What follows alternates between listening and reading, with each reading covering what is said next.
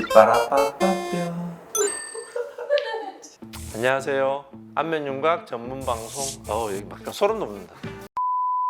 안녕하세요. 안면윤곽 전문 방송 십바뼈 김태규입니다.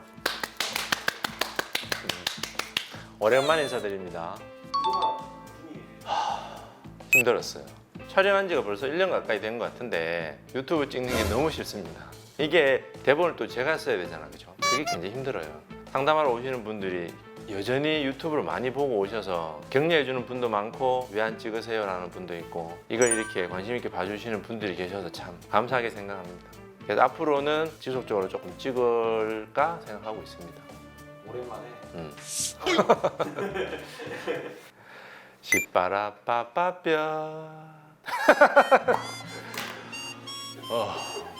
반응도 없고. 자, 오늘은 상담 오는 분들이 가장 많이 물어보고 걱정하고 궁금해하는 거, 피부 처짐에 대해서 조금 더 구체적으로 원인이라든지 자가진단법 관련 아니면 또 이렇게 예방책이나 교정하는 방법 등에 대해서 영상을 찍어보려고 합니다. 윤곽 수술하고 나서 피부 처짐이 생기는 사실 여러 가지 이유가 있고 여러 차례 얘기하기도 했었어요. 흔히 알고 있는 피부의 탄력, 피부의 두께, 얼굴의 살, 나이, 지방 이런 것들. 그리고 또 중요한 거는 근육의 모양이라든지 근육이 움직이는 형태 이런 게 직접적인 원인이 되고 수술로 인해서 생길 수 있는 거는 당연히 뼈에 줄어든 부피죠. 그 다음에 골막을 박리를 많이 한다든지 아니면 유지인대를 보존을 안 한다든지 그리고 또 고정하는 모양에 따라서 위치에 따라서 또 다를 수 있습니다. 이런 것들 외에 중력이랑 그 다음에 또 문제가 되는 게 사실 지방이식이나 필러 아니면 귀족 수술하는 보형물 같은 거 심지어는 리프팅 하는데 사용하는 실 그 자체도 피부를 처지게 하고 이 중에서 사실은 가장 중요한 거는 근육과 근육의 움직이는 모양입니다. 근육이 움직이는 모양이라고 얘기하면 조금 이해가 안 갈 수 있는데 근육의 움직이는 거를 파도라고 생각하시면 돼요.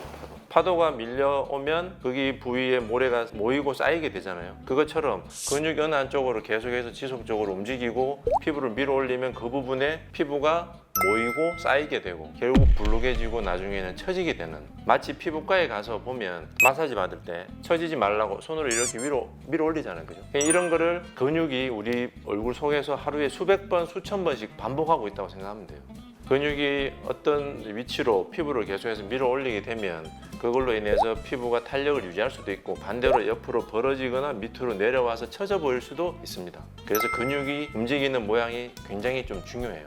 윤곽 수술할 때도 마찬가지인데 근육 자체가 위로 피부를 밀어 올리는 사람은 수술하고 나서도 잘 처지지 않을 거고 반대로 근육 움직임이 옆으로 벌어지거나 밑으로 조금 이렇게 내려온 모양으로 움직이면 수술하고 나서 그 부분이 불룩해진다거나 다른 사람에 비해서는 조금 더 쉽게 처질 수가 있습니다.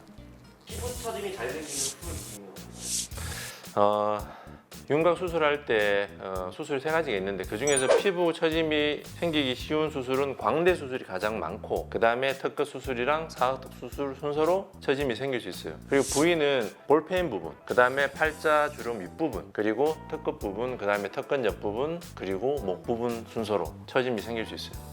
볼펜이라는 거는 광대와 턱선 사이 뺨 중간 부분에 꺼져 있는 걸 말해요. 그러니까 피부 속에서 피부끼리 들러붙어 있는 걸 말하는데 쉽게 얘기해서 가만히 있어도 생기는 보기 싫은 보조개라 생각하면 됩니다. 이렇게 안쪽에서 붙어 있기 때문에 나이가 들면서 탄력이 떨어지고 볼펜 부위 윗부분에서 피부가 볼록해지고 처지게 되죠. 그리고 이런 볼펜이 광대 수술하면 뼈가 작아지니까 아무래도 피부 여유가 생기니까 밑으로 내려오면서 볼펜이 심해지고 윗부분이 불룩하고 처져 보일 수도 있는데 수술할 때 이렇게 약간 볼펜이 심해지는 거는 단순히 피부가 남아서 내려와서 처지는 것도 있지만 광대뼈가 안으로 들어가면서 이 볼펜 부분이 같이 따라 들어가서 생기는 것도 있어요. 그러니까 순수한 의미의 꼭 처짐은 아니고 그리고 볼펜은 뼈랑 상관이 없고 근육의 움직임이랑도 전혀 상관이 없습니다. 그래서 어떻게 보면 교정할 수가 있는 거죠.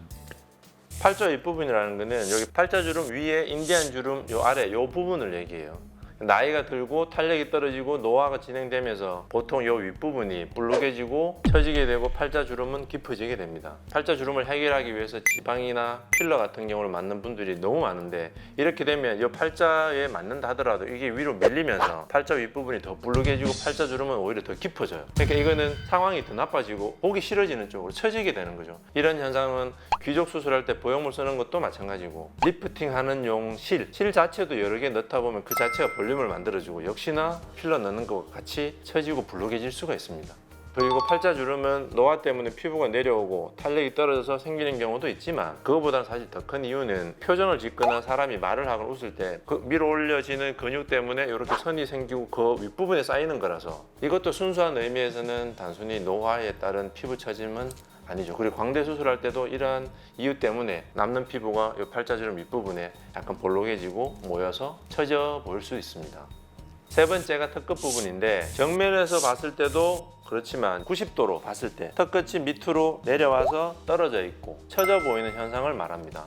나이가 들어가고 탄력이 떨어지면서 생기는 노화 현상이 아니고 다른 이유가 있어요. 첫 번째가 필러나 지방 이식 때문에 그런데, 턱끝에 필러나 지방을 넣게 되면 이 살덩어리 자체가 커지는 거고 불룩해지는 거기 때문에 이 자체가 턱끝의 피부를 밑으로 무게 때문에 내려오게 해서 이 턱끝 처짐이 굉장히 심해지는 경우가 많아요. 본인이 본인의 돈을 써서 얼굴을 망치는 거예요. 필러나 지방을 많이 넣게 되면 굉장히 부자연스럽고 어색하고 심지어는 표현하기 좀 그렇지만 산티나 보일 수 있어요.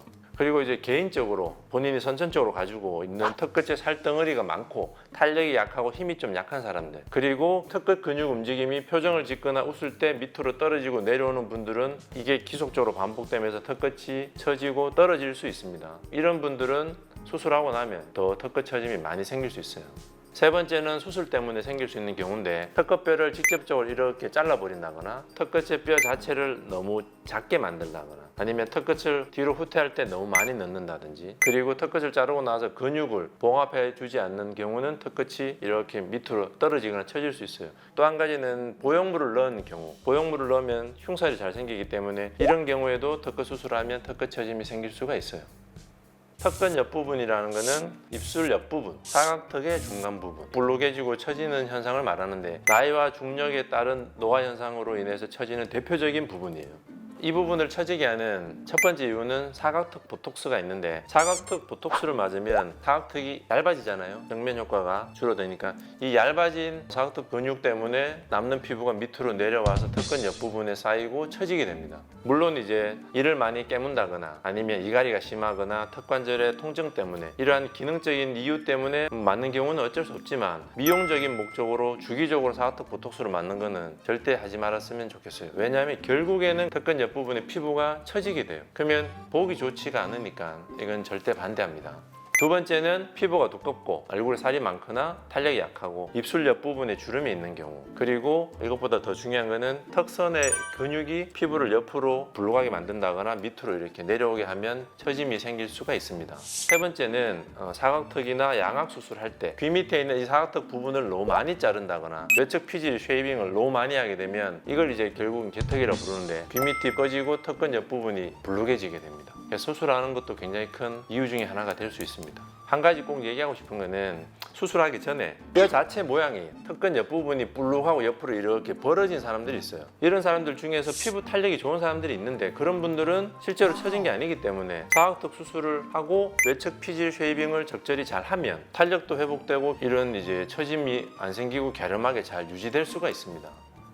목 부분은 턱과 목의 경계선이 뚜렷하지 않고 턱선에 살이 많고 이중턱이 심한 분들은 사각턱이나 턱끝 수술하고 나면 이런 부분들이 불룩해지거나 처질 수 있어요. 목 주변에 불룩하고 처지는 현상은 진정한 노화라기보다는 사실 제일 큰 원인은 지방하고 관련이 있습니다.